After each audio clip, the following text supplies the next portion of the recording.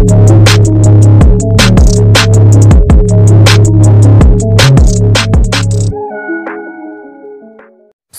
koyulgan akçalar, çoğun utuşlar, tez arada tölemler, işenimdi bookmaker.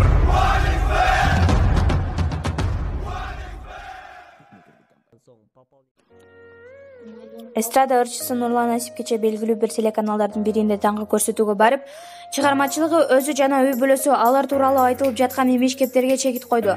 Нурлан Насиптин чыгармачылыгы бала чагын сурагандан кийин эле анын жеке жашоосу азыркы тапта келинчеги Асель Кадырбекова экөө ажырым жолго түшкөнү тууралуу кеп козголду. Андан Нурлан Насип ар бир адамдын жеке жашоосу болот. Биздин жеке жашообуз дагы өзүнчө кулпанган. Бизде ар кандай ушак сөздөр болуп турат. Мен биз тууралуу айтылып жаткан сөздөрдүн баары жалган деп айтам, деп жооп берди. Ал эми алып баруучунун ушактар кайдан чыкты деген суроосуна Нурлан Насип: азыр интернет деген көбөйүп кетти.